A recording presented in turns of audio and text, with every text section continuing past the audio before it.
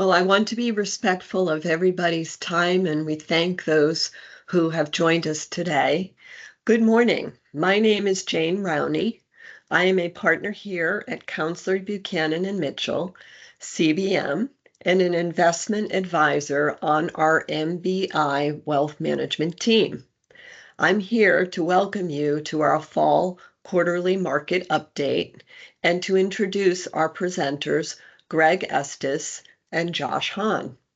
This is a 1-hour webinar and is hosted by May Barnhart Investments, MBI. MBI is the fee-only wealth management subsidiary of CBM that offers comprehensive financial planning and customized investment management services. MBI hosts our complimentary market updates on a quarterly basis to continue to educate our clients on current events and the market, and to demonstrate how you might benefit from collaborating with one of our professionals. We offer a complimentary consultation if we feel your situation could benefit from our experience. We will drop a link to a short evaluation form in the chat box close to the end of the presentation, asking you to evaluate this session, and that's where you can let us know if you'd like a consultation. The survey is short, so please take a moment to complete it. All the questions you posed during registration have been submitted to our presenters, but please feel free to use the chat box if you have any additional questions during the session. You may also contact Greg or Josh via email, which we'll include towards the end of the slides. Finally, this session is being recorded. Now, I'd like to introduce our speakers. Greg Estes is a senior portfolio and relationship manager at MBI with nearly 30 years of building successful client relationships, managing portfolios, developing client investment strategies, performing equity research, and leading compliance-based risk management strategies. He helps to oversee the wealth management goals of MBI's high net worth clients by cultivating relationships and providing customized research, analysis, and informed guidance. He is also a chartered financial analyst, one of the industry's highest distinctions in the investment management profession. Also on our team and a presenter today is Josh Hahn. Josh Hahn is a portfolio manager with over 10 years of financial service expertise, including the areas of fixed income, alternative assets, and consulting for institutional and private clients, as well as modeling for asset liability. Josh has a passion for investment research and works with clients to review their portfolio risks and performance outcomes set against benchmarks. He analyzes model equity and fixed income funds for client portfolios and assets in other areas of financial planning. So now I would like to turn it over to Greg and Josh. Thank you very much, Jane. So today's webinar, we do this every 3 months. We will be covering a range of topics, starting with kind of a broad view, looking at how the economy is performing, and then how that impacts capital markets, and looking at some market fundamentals, in particular with the stock market. You may have heard we have an election coming up, so we will be discussing the election and some of the impacts that the election typically has on markets. So we'll be looking at some elections past in that situation. And then last but not least, we do want to cover the fixed income market, because there are many investors out there who use bonds as a part of their portfolio. So go back in time to the end of 2023. Optimism was very high that we were moving towards a soft landing. And a soft landing is one in which the economy slows down enough, just enough, to get inflation under control, which would allow the Federal Reserve to cut interest rates really a Goldilocks scenario. But if you look at 2024 and what's been happening, we've kind of run the gamut here. We've had concerns about a hard landing, which is where the economy slows down too much and goes into recession. Will there be a soft landing? Will there be a hard landing? Or will there be no landing? And a no landing would be a situation in which, the economy just continues to hum along. Um, and the most recent data would kind of indicate we might be in the no landing zone. The Fed has cut rates, but the economy is actually performing better than expected. So, this chart is just kind of showing you, or this cartoon, the bear believers may have been have kind of fallen on their heads so far, and the bull market has kind of continued unabated over the last quarter.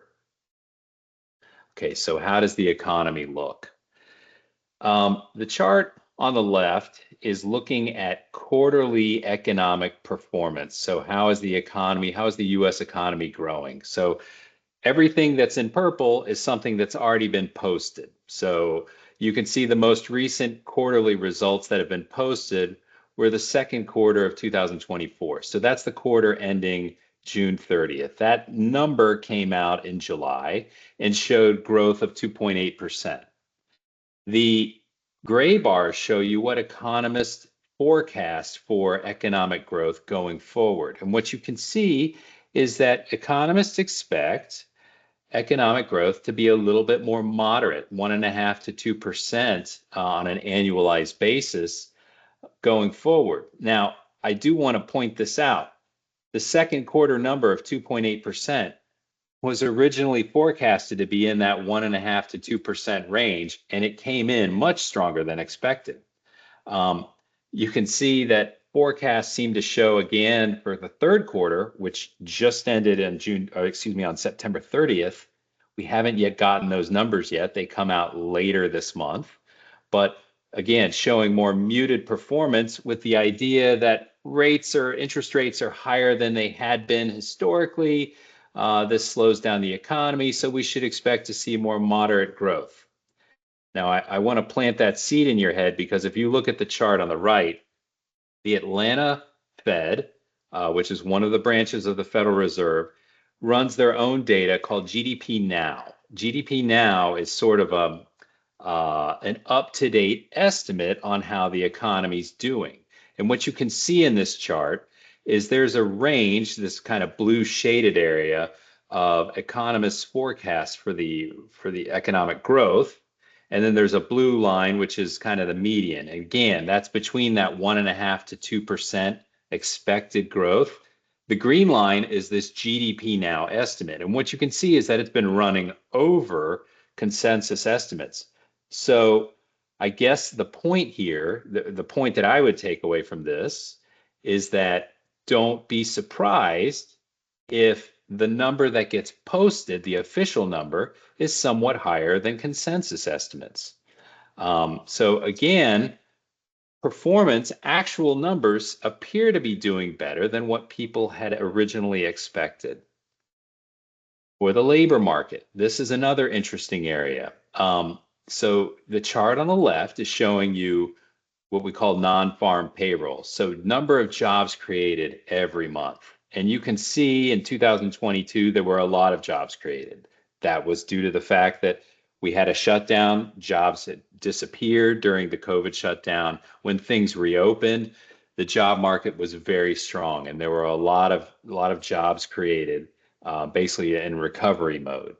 But in 2024, the number of jobs created has started to slow down to the point where in late summer, many market participants were concerned that the labor market was slowing down too much. So again, going back to this idea of soft landing, people want the economy to slow down in a soft landing, but not too much. Again, kind of that Goldilocks situation. But look at the most recent numbers posted, 254,000 jobs created. That was well above consensus expectations. So again, a very positive surprise. The unemployment rate, which is the chart on the right, shows you kind of the level of joblessness in the US economy. And, through 2022 and 2023, very low, a multi-decade low. But you can see as we move into 2024, it started creeping up. Again, still historically low, but causing worry in late summer with many market participants. Why? Because the movement over 12 months was more than 0.5%. So that unemployment rate crept up to 4.3%. Why is 0.5% a big deal? Well, there is an economist who created her own observation. It's a rule called the Somm rule, named after Claudia Somm, who's an economist who basically noted that when an unemployment rate increases by at least 0.5% over 12 months, it usually coincides with a recession. Now, that's not a predictive measure, that's an observation, but it still caused a lot of concern in the market that, perhaps we're headed for a recession. This number looks like it's moving up very quickly. Well, the non-farm payrolls number was much higher than expected, and no surprise, the unemployment rate actually declined, which was again a surprise in a positive direction. So the labor market appears to be quite strong. I want to show you one other measure of the labor market, and that is the number of job openings per unemployed worker. And what you can see is that the number of job openings, you can see in 2020, this little gray line is showing you the recession caused by the COVID shutdown. The number of jobs per unemployed worker plummeted. Then quickly, with reopening, ratcheted back up to the point where there were many more jobs per unemployed worker. So plenty of available jobs, such that we had very much a job seekers market. You can see that the number of jobs per unemployed worker has been declining, actually going more towards a more normal level historically. But again, when you're in the moment and market participants are looking at these numbers, they tend to project the numbers forward. And what we see is the most recent job openings per unemployed worker actually jumped back up. So again, the labor market doesn't appear to be declining rapidly. It appears like it's actually stabilized somewhat. So that's a positive for the economic development. Okay, one last thought on kind of the overall picture of the economy and these surprises that I'm talking about. So there's so many points of economic information that come out on a daily basis. And for many of these data releases, economists have expectations. They're quantified what these expectations are. Market strategists have expectations. It's all quantified. So when a data point is released, we can compare what the actual number is versus what expectations were. The Citigroup Economic Surprise Index consolidates all of that into one number. So a reading above zero means we've got net positive surprises versus the actual numbers versus expectations. And what you can see for 2024 is as we moved into the summer, those surprises were becoming negative, which was causing a bit of a kind of a sour mood in the market. That maybe we're not going to a soft landing, maybe it's a hard landing, and maybe we should be worried about recession. But what you can see is that the economic surprise index has moved towards the positive. Net, there's more positive news coming out versus expectations than what was previously thought. Okay, I do want to touch again on inflation. It's been an important topic over the last several years. It's really what's driving the Fed's decisions on when to cut rates. So when we look at inflation, there are a couple of major measurements for inflation. The yellow line here is the Consumer Price Index, the CPI. And you'll note in this chart, we've labeled them core. So core means this is inflation measured, but excluding food and energy. The Fed doesn't like to look at food and energy prices, even though you have to pay those, because they tend to be much more variable and can add a lot of noise when they're making their own assessments. So CPI. that's the Department of Labor makes the CPI number. They estimate CPI. PCE is personal consumption expenditures. It's calculated a little bit differently. It's done by the Department of Commerce. The Fed looks at both of these.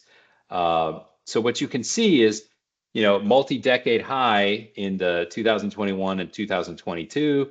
It triggered the Fed's response, which is this blue line, the Fed funds rate. They were increasing it over time in 2022 and into 2023. They stopped raising the rates at 5.5% back in June 2023, and kind of sat in this position at a high level of interest rates, trying to let those higher interest rates do their job in driving down inflation.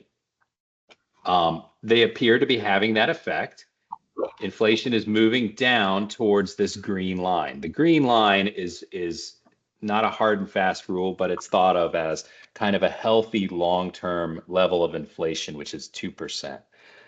So if imagine you're in the Federal Reserve and you are one of the people on the Federal Open Market Committee who votes on, where rates should be, you look at this trend and it appears that, the trend is towards 2%. So you decide, I think the time is right to cut interest rates, which is what they did in their most recent meeting in September, and they cut it by 0.5%. A little bit of a surprise that it was at 0.5% and not 0.25%. But I think the thought here, there are two schools of thought. One, they cut by 0.5% because they were concerned about a recession. Well, I don't think that was the case. I think it was more the case that they felt that they could cut by 0.5%, that they had room to do so because inflation was trending down towards the 2% level. There was some softness in the labor market, but looking at what we know now, maybe not as much softness as was thought in the labor market. The economy appears to be performing quite well. And then I have highlighted here and circled the latest CPI number, which just came out, which was actually a little bit higher than expectations.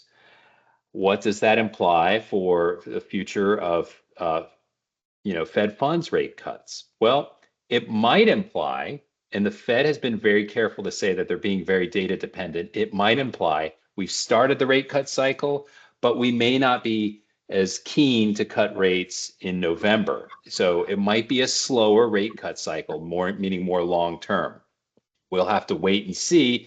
The PCE number hasn't yet come out for September. It comes out later this month. Okay, so we've been talking about touching on this idea of Fed rate cuts. Typically in the market, once the Fed cuts rates, immediately the next question is, when are you going to do it again? When's the next Fed rate cut? Okay, as I just touched on, I think it's a little bit more up in the air. There was a lot of expectation that there would be a quarter point rate cut in September, followed by another one in November. They took a 0.5 point rate cut in September. Maybe they delay in November. What I do want to show you, and I want to unpack this graphic on the right, is that there's more uncertainty even among the people inside the Federal Reserve. So what I'm showing you is part of what they call a dot plot. So every time there's a meeting among the FOMC, the voting members of the Fed, they're asked to give their estimates for, 3 months from now, what's the Fed funds rate? 9 months from now, 12 months from now, and then what's your long-term expectation for what the Fed funds rate will be? So every yellow dot here is one of the people on the FOMC, one of the economists there, and their estimation of what that long-term Fed funds rate is going to be. So, for example, in December 2019, the median estimation was about 2.5% for the long-term Fed funds rate. Like down the road, where do you think the Fed funds rate will be? Well, in December 2019, they thought it was 3.5%. In December 2023, again, some people thought higher, but the median was still at that 2.5% level. Now, the most recent Fed meeting in September 2024, the median's a little bit higher. It's at about, looks like about 2.875. but you see a lot more dispersion among the estimation of the different members of the FOMC. So what that tells me is that even among themselves, they're not as certain as to what that long-term rate is going to be. You see some of the what we'll call the more hawkish people that are higher than 3% and more of the dovish people that are lower than the median. So there's a bit of disagreement here. There's not a lot of unity among even the members of the Federal Reserve. Okay, so how has the stock market been doing in 2024?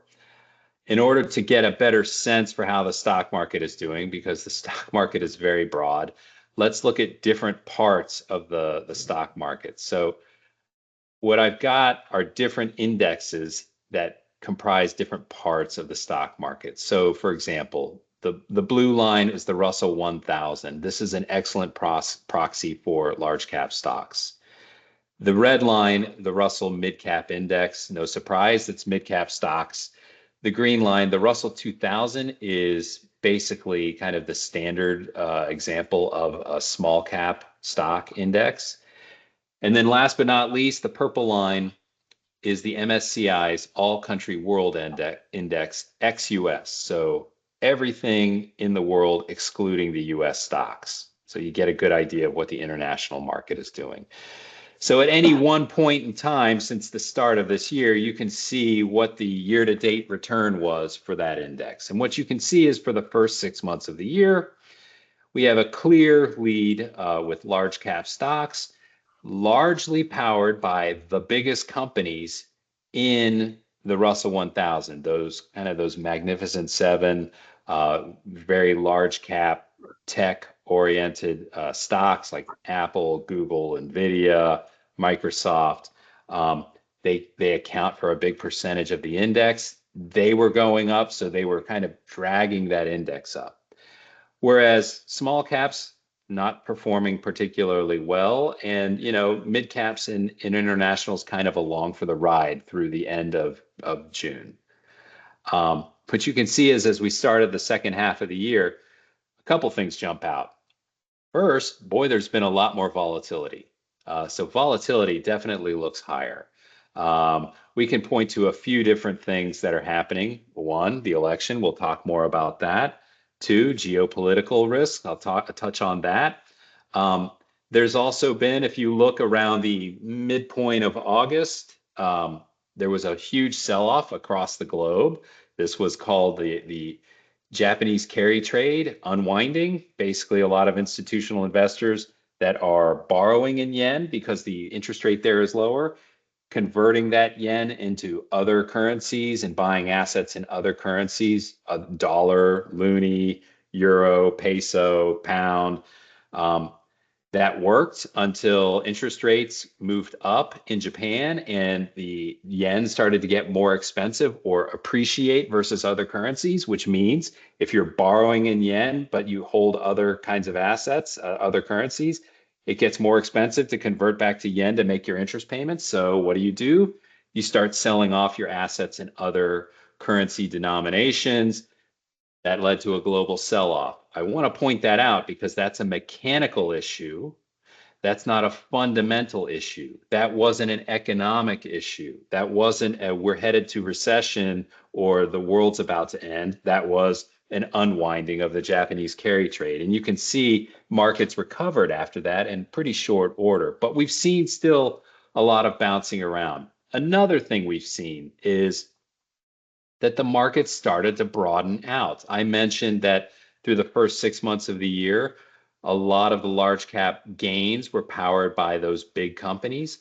Well, that's not really the case anymore. We're seeing the S&P, the Russell 1000 as a whole, those large cap indexes start to expand. In other words, more companies are making market gains and the index is being powered by the rest of that index. And the same thing with mid caps, small caps, and international. They've picked up the pace. I think the start of the interest rate cut cycle is also beneficial to these other segments of the market because cheaper borrowing costs benefit companies across the board.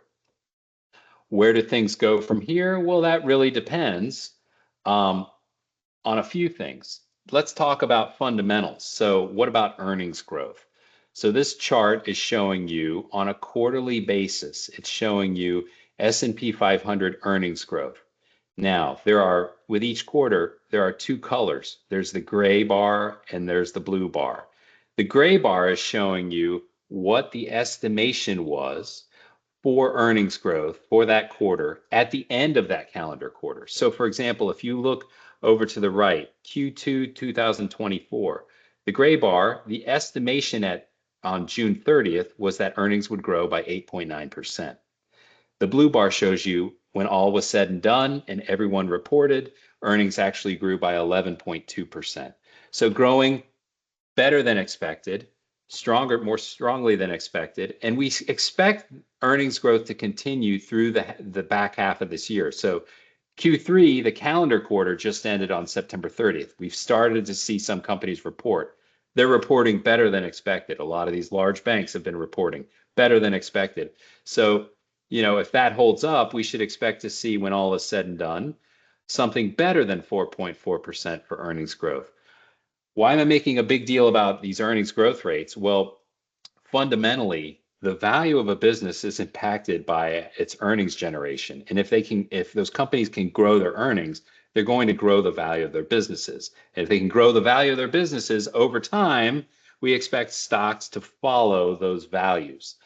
Stocks move around for a lot of different reasons. Some of them have nothing to do with a company's earnings, but when earnings are growing, that's also a positive. So we have economic growth and we have earnings growth. Those are two very important signals for directionality for the market. That doesn't mean the market goes up every day, but over time, we should expect market appreciation. So what can go wrong? There are geopolitical risks that have, nothing to do with markets that can absolutely impact markets. So this is a very long-term, more than 100 years chart showing you how the S&P 500 has fared, and it's highlighting. It shows you kind of in the pinkish color where there were bear markets, but it also shows you some major geopolitical events. Some of those geopolitical events cause sell-offs. And that's to be expected, especially when those geopolitical events cause a lot of uncertainty in markets. Higher levels of uncertainty, more volatility equals usually some kind of pullback in the market. Most recently, we saw that with Russia invading Ukraine. That war's still going on. It's kind of hard to say that it caused the entire amount of sell-off in 2022. We also had rate increases, right? That was a big factor. But one thing that is certain is when there is a geopolitical crisis, yes, they can cause the market to sell off, but typically either one of two things happens. The crisis abates, or the market gets a better sense of the impact of that crisis on, global trade and on economic markets. They tend to be, actually, as we exit these geopolitical crises, good times to buy. So yes, they cause more volatility. We have not per se seen with the conflict in Israel and Lebanon and potentially expanding with Iran. We haven't really seen that cause a market sell-off. Doesn't mean it can't. If things get more expanded, it could. But typically, when these things resolve themselves, it allows the market to reassess and continue to grow. Okay, I've got one more slide, and then I'm going to hand it over to Josh, but he's going to delve more into elections. But I do want to give you some high-level thoughts on the election and, elections past. They tend to lead to higher market volatility. So one measure of market volatility you may have heard of is the volatility index, or the VIX, as it's sometimes called. It's also called the fear index. So the volatility index looks at S&P 500 options to get a sense for how volatile markets are. And it's looking at, not to get too technical, but bid-ask spread on options, and it's kind of distilling that into a reading. So as as the VIX goes up, that means there's more volatility in the market. Now, we've seen in recent past, I mentioned this Japanese carry trade unwinding. The VIX spiked massively in a very short period of time and then dropped. Side note, when the volatility index goes up a lot, it's a really bad time to sell because you tend to be selling for the market's declining and you're selling at low prices. And that's kind of the opposite of what you want to do. So we want to pay attention to what volatility levels look like, but we don't want that to drive our decisions when it comes to investing. Okay, looking at past elections, what we see is that volatility tends to rise about 60 days before an election. And then once the election's held, which is kind of this goldish line, it starts to recede from there. So it does have an impact on volatility. A lot of that has to do with the fact that between two candidates, and in this case, it's no different. There's very dramatic differences between the two candidates. Um, a lot of investors, a lot of company managements are wondering what the direction will be as far as regulatory policy, as far as a number of things, taxes, et cetera, that can cause uncertainty in markets. And when uncertainty levels are higher, volatility levels go up as well. So, you know, yes, it causes volatility, but the volatility at some point does kind of recede, is essentially the takeaway that I have on that point. But to go further into depth, I'm going to turn it over to Josh. Greg, thanks. I appreciate it. Like you mentioned, I'm just going to talk a little bit more about the upcoming election and the effect that it has on markets, as well as how we sometimes can see markets affected by the election. At the end of the webinar, we'll talk about questions and take questions. So if anyone has anything they want to ask, feel free to type it in chat if you're able to. So what we have here in this graph on the screen is large cap performance, large cap only, domestic markets, so the United States, dating back to 1961 through many presidential administrations of both parties. And the performance is tracked from that year to the current year. And the red and the blue shades are going to be the different Democratic and Republican administrations, with red being Republican administrations and blue being Democratic administrations. And we do have a lot of clients that ask us about potentially making their portfolio more conservative in a presidential election year. Or they might ask us if we should be pulling into cash at least until the election, or in the time before the election or after the election. Greg in particular mentioned that there is some volatility leading up to the days before the election, but a lot of our investing and a lot of our insight is over a long-term period. And we do like to share graphs like this that show that regardless of the administration, if you are a long-term investor and you are invested in the markets, your performance is going to do well, regardless of whether or not you lean into that volatility or you take some money off the table in times of volatility, right? Moving on to the next slide. This is a somewhat different look at what Greg had just talked about, and this is showing returns leading up to and after the election, where Greg was looking at the VIX index, or I think he called it the fear index, and that shows the volatility of markets. This graph is showing the returns before and after the election. In this graph, there's a dotted line leading up to election day. So the bottom line, the dark blue line, is showing that in a presidential election year, what the returns are going to be. And as you can see here, leading up to the presidential election, maybe surprisingly or maybe not surprisingly, we see a dip in the returns. However, we see that right after the election, these returns dissipate, and we see a return to what was essentially the trend line before the election. What's also interesting is that in the light blue line right above it, in a non-presidential election year, we don't see that dip right before the election. We see a little bit in October and September, but that dip is a lot different than any presidential election year.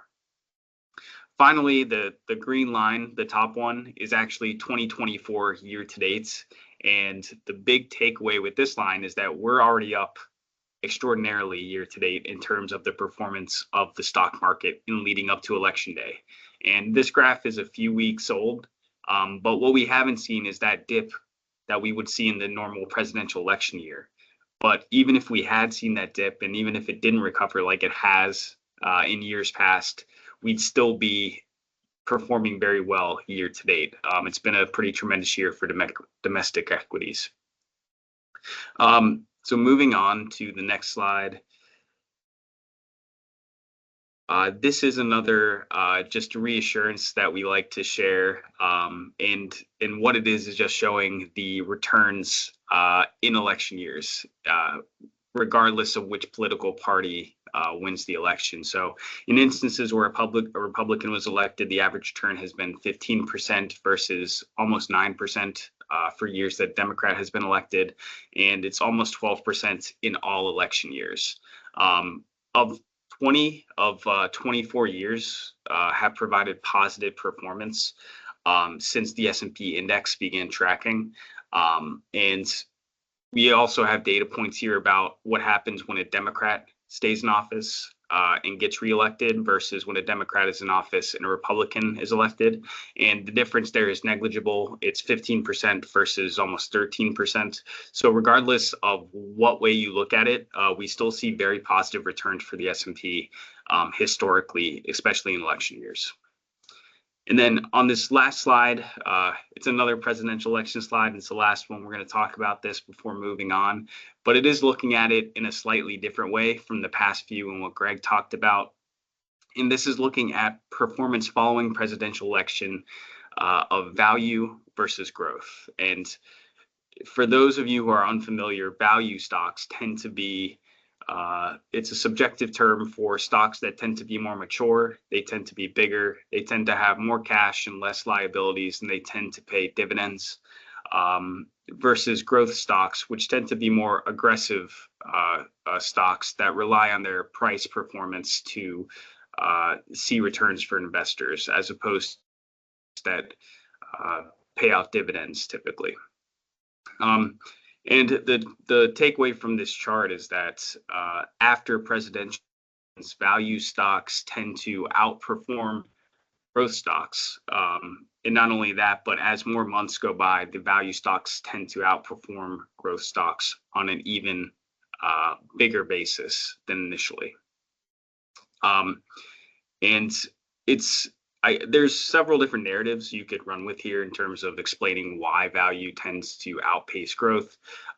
If growth is bouncing back before the election, like we saw on other slides, then maybe it's just a pullback from that large performance. Maybe there's more volatility with the incoming administration. If there is a change in administration, investors would flock to value the more conservative stocks versus growth stocks. But regardless, either way, we do see domestic equities perform well after elections. So with all that talk about the presidential election and moving on to just a broader market overview, this is our asset quilt that we like to share with clients. And typically we share this to show how different asset classes perform over time. If you read the chart from left to right, you're going to be looking at 2013 to 2023, and in the last column, year-to-date performance. And each of the different color blocks in the asset quilt is representing a different asset class. So, for example, the orange block is small cap stocks, and its position in the ranking on a year-to-year basis determines how well it's doing in that individual year. So, for instance, in 2013, small cap stocks were performing very well, and in the current year, even though small cap stocks are returning 10%, they are still one of the lower performers year to date. If we look in the year to date column, we can actually see how everything's been performing in year to date, how each asset class has been performing. As Greg mentioned before, large cap stocks sit at the top, and not only that, but they have been outperforming other size stocks over the past decade. And if you look back into the asset quilt, you can kind of see that they do seem or tend to float to the top of the cardinal ranking in any individual year. That being said, mid-cap stocks, which are the light blue block, are also doing very well. And as mentioned before, small cap stocks, even though they've returned 10%, are the worst performers of the three. Something we also like to look at with the asset quilt is emerging market international stocks versus developed market international stocks. Emerging markets tend to be developing countries like China or India, whereas developed international stocks tend to be countries that are in Europe or Japan with more developed economies. In the current year, we're seeing international emerging markets outperforming the international developed markets for reasons I will get to here in a few slides. And the last thing I want to mention on here is fixed income and cash, which are sitting at the bottom in the current year, are still returning 4 and 4.14% year to date. And typically in any given year, this would be really great performance, but because of the enormous bull market year to date, they're still sitting at the bottom. So moving on to the next slide, this is going to be our equity performance broken out by year over the past few years. And these are only domestic stocks. They don't include the international performances we were just talking about. And this is from 2022, 2023, and 2024. The way to read each block, because they are broken out into individual subdivisions, is that the bottom row is going to be your small cap stocks, the middle row is going to be your mid cap stocks, and the top row is going to be your large cap stocks, your big companies. And they're reading from left to right. On the left side, you have value companies. Again, these are more conservative and tend to pay out dividends. And on the right side, you got your growth companies. So these are your more aggressive companies that tend to rely on stock performance rather than dividends to pay their investors.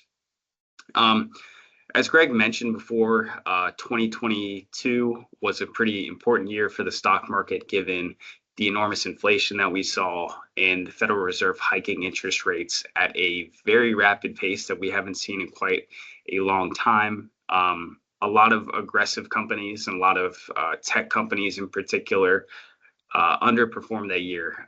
Markets were scared, to say the least.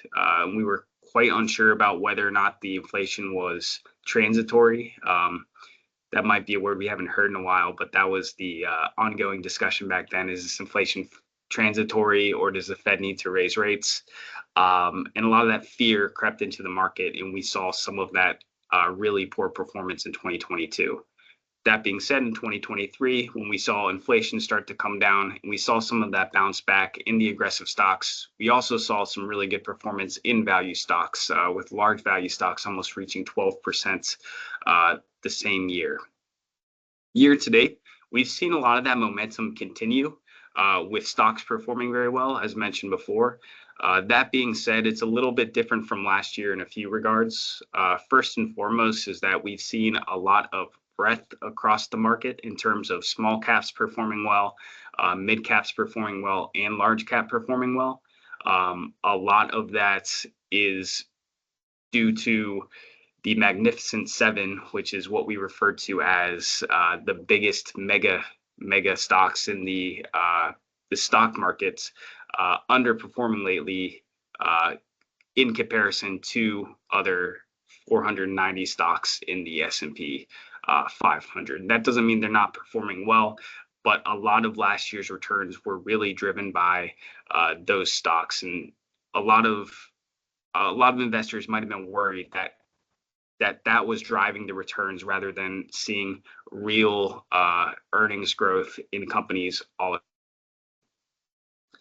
Moving on to the next slide.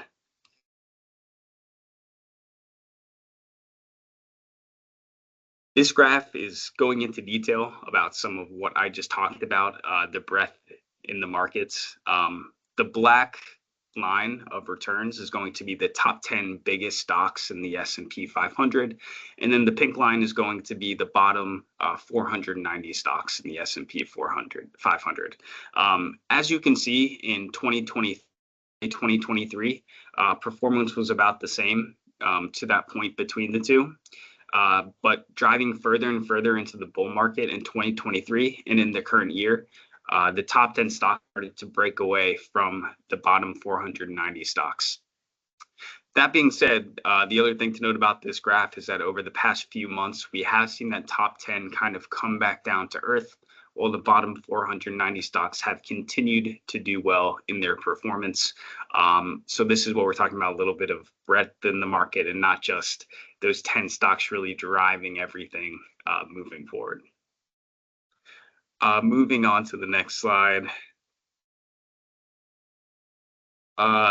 Just quickly, this graph is trying to show you the impact of rate cuts. The Federal Reserve decreased the interest rate by 50 basis points over the last month, and we might see some more interest rate cuts in the future.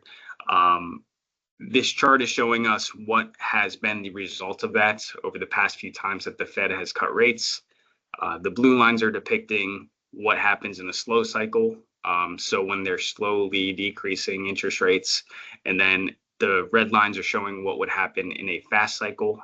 Usually in that case, there's a little bit of economic distress, such as 2001 or 2008, when there's distress in the stock market. So typically we're going to see those red lines not do as well as the blue lines. That being said, it's interesting to see that in a slow cycle, which is what we would consider right now, we think the economy is doing pretty well for these interest rate cuts. We don't think that the interest rate cuts are a result of economic distress. And in this situation, we've seen that the S&P has continued to outperform over the next 12 months, with actually 0 instances of losses. And obviously past performance doesn't predict future results, but it is an interesting scenario to look at. Moving on to the next slide. Fixed income returns, just touching on this before we get into questions here. Because of the Fed interest rate cuts, short-term loans and any short-term T-bills or corporate bonds, they're going to tend to follow those yields very closely in terms of driving interest rates, right?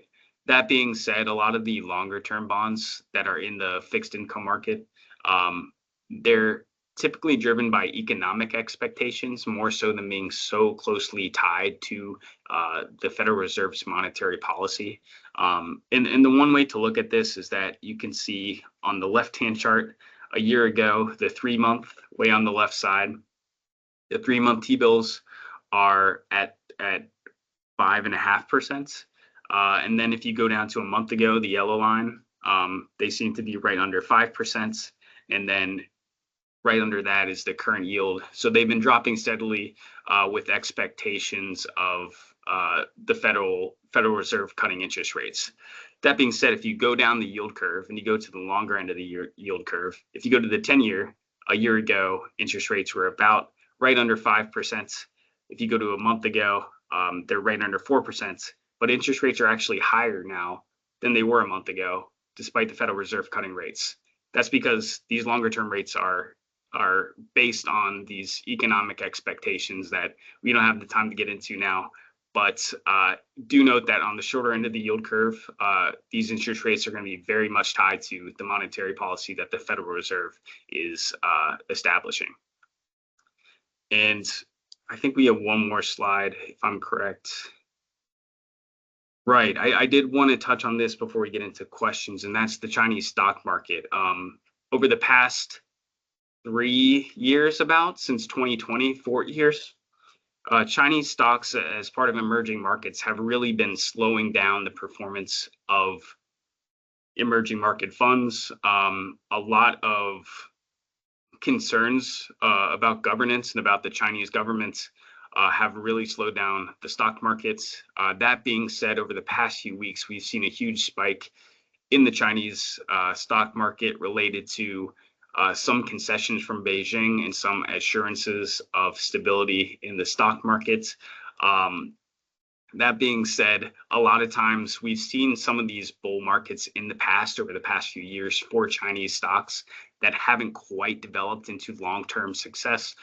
But it will be interesting to see if this continues in the future or if this is a one-time thing for emerging markets funds. So with all that being said, I think we have a few minutes left for questions, one or two questions. If you got any in chat, feel free to send them. Otherwise, we do have a list here that we had for the meeting.